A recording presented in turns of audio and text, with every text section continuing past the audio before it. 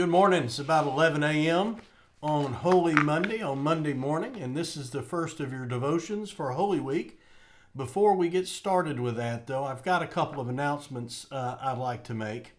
After a lot of prayer, I have decided that we will not do a virtual communion on Monday, Thursday. There are a lot of theological problems with that. I studied virtual communion extensively in my doctoral studies, and I have a real problem with it. So we will not be doing that. I apologize. However, I know that we're going to be coming back together, hopefully very soon, within the next several weeks. And on that Sunday when we do, we will have a great celebration with communion. Now, those of y'all that were at the drive-in service yesterday that took extras home with you, you certainly can use those.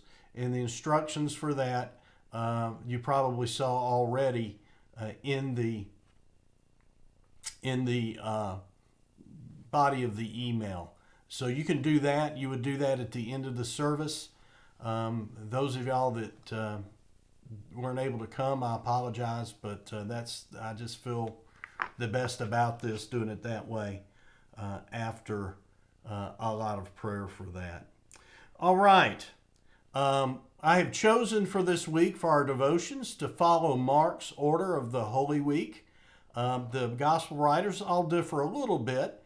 For example, really Matthew yesterday has Jesus riding in on Monday today, not on Sunday. It's just his timeline. I like Mark's timeline a little bit better. The question is not who's right or wrong. They're telling it that way for a purpose. And Mark follows a sequence of Sunday, Monday, Tuesday, Wednesday, Thursday, Friday, Saturday. So that's what we're going to be using. Now today, we're going to look at Mark 11, 12 through 19, but let me catch you up. Of course, yesterday, Mark was Palm Sunday, and Jesus rode into town very meek and humbly on a donkey. And then Mark tells us that after he got into town, that he and the disciples went over and looked around at the temple, went inside, looked around, and then they went home or went back to spend the night in Bethany. Now, that brings us to Monday morning, Mark 11, 12 through 19. On the following day, Monday, when they came from Bethany, he was hungry. Seeing in the distance a fig tree and leaf, he went to see whether perhaps he would find anything on it. When he came to it, he found nothing but leaves, for it was not the season for figs. He said to it, "May no one ever eat fruit from you again." And his disciples heard it. Then they came to Jerusalem, and he entered the temple and began to drive out those who were selling and those who were buying in the temple. And he overturned the tables of the money changers and the seats of those who sold doves, and he would not allow anyone to carry anything through the temple.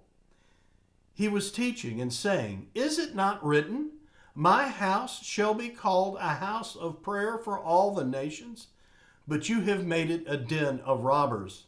And when the chief priests and the scribes heard it, they kept looking for a way to kill him, for they were afraid of him, because the whole crowd was spellbound by his teaching. And when evening came, Jesus and his disciples went out of the city. I assume they went back to Bethany.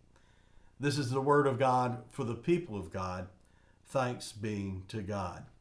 Not going to talk about the fig tree today. We're going to do that tomorrow because what we have here is what the scholars refer to as a Markan sandwich, very technical term. We start with the fig tree and then go to the story of the cleansing of the temple and then back to the fig tree, what happens on Tuesday. So we're going to handle the fig tree tomorrow and what that means. Today we're going to concentrate on what happened in the temple. And the thing about it is Jesus came in yesterday humble and meek, as I said earlier, on a donkey, but he's anything but that on Monday morning. Maybe you could say Jesus was hangry because he didn't get his breakfast of figs, but I think there's more to it than that.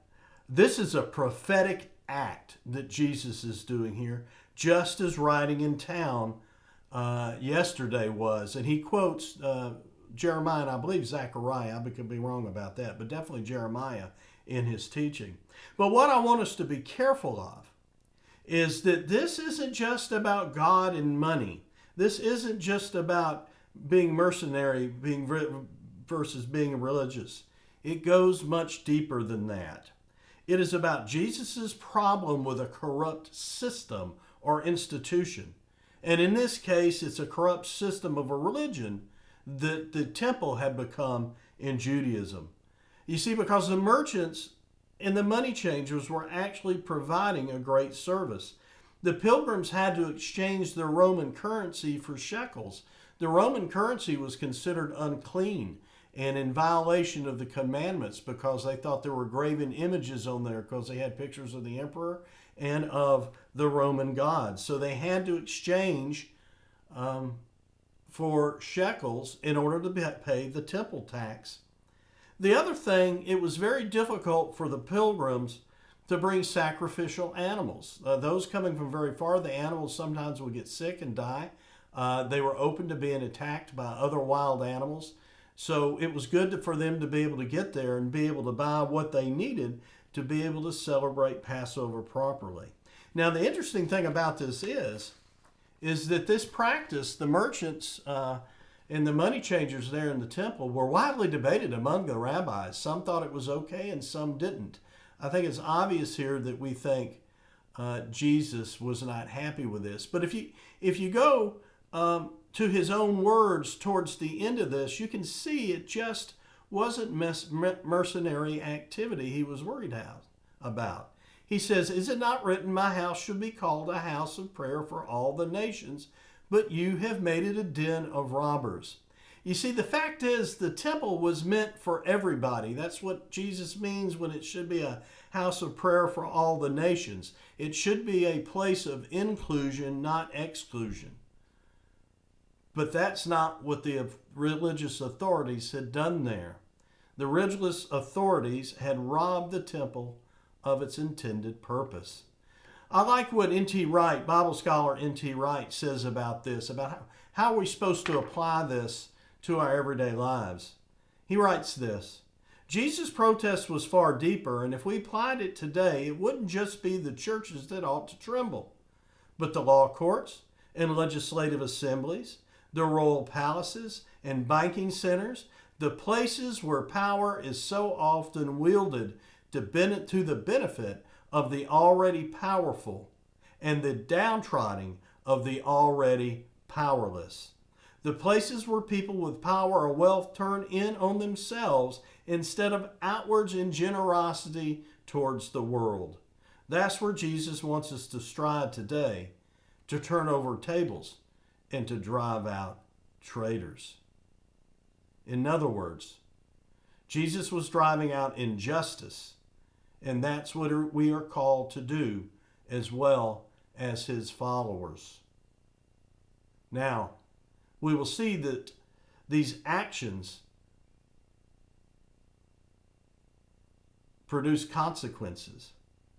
The authorities, it says, Mark says, the authorities were afraid of him, afraid of Jesus, after the people were spellbound by Jesus' teaching. And again, it goes to this injustice. They knew they could well lose their power with the Romans and with the people if this rabble-rouser Jesus got out of hand. So Jesus and the disciples go back to Bethany as the leaders begin to plot his death. See you tomorrow on Holy Tuesday.